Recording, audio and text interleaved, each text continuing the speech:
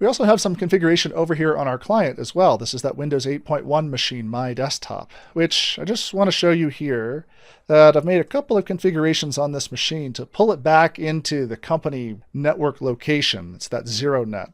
So before we were dealing with this machine out on our simulated internet network location, but instead in VMware Workstation, I went through and reconfigured the virtual network so it's here on our bridge network. And that we have, or we're configured here to obtain an IP address and a DNS server address automatically.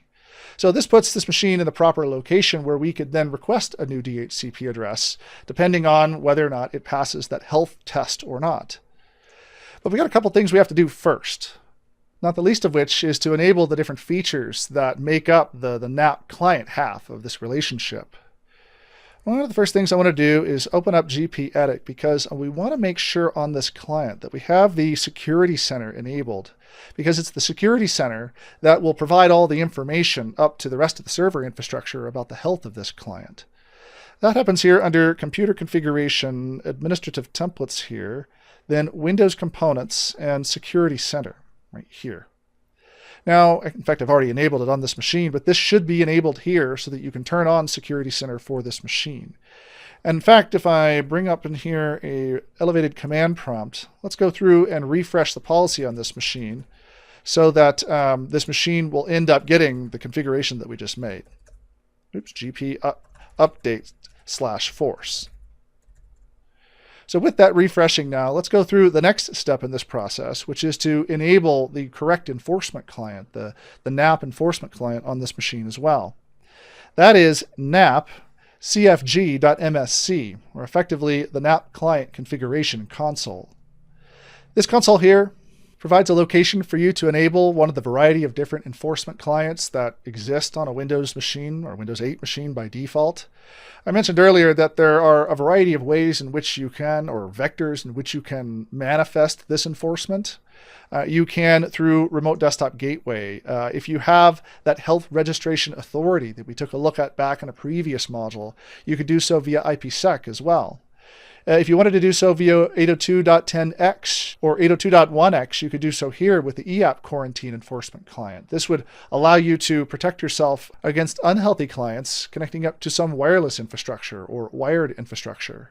Or even if you had some sort of third-party modern VPN NAP client, you could do so here too. We're just interested in the DHCP client, and there's really not much to do here except to just simply turn it on. There are also some user interface settings here. Again, not all that interesting. And if you were using IPsec, you could set up some health registration settings here as well.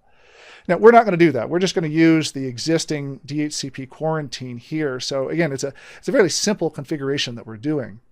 I should mention that all the things that we're configuring here, if you were doing this in a production sense, you obviously wouldn't do this on each individual client alone.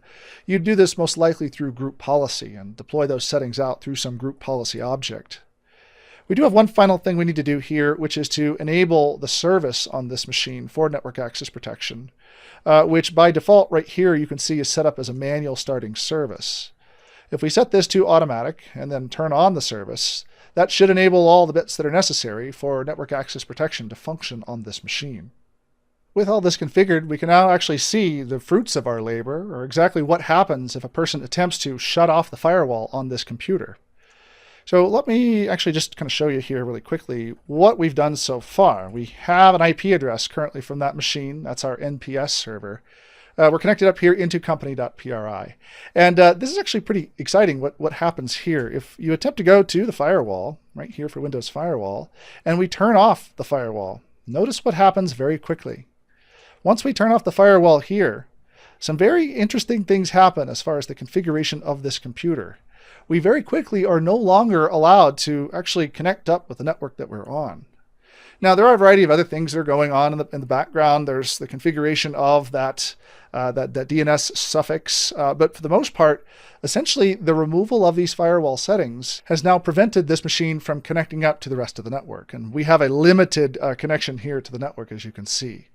If I then go about turning back on the firewall, so turning it back on here, here, and here, after just a second or two, you'll find out very quickly that what happens is that our machine is once again connected in here to the network. So this provides just a very basic simulation of just how you could go about protecting yourself from users attempting to turn off their firewall or any of the other items that exist in that SHV.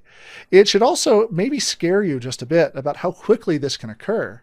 Because if a client, for one reason or another, doesn't end up with the appropriate update or the appropriate antivirus or anti-malware signature, you could see how fast it could just simply be removed from the network and shuttled off to some other location.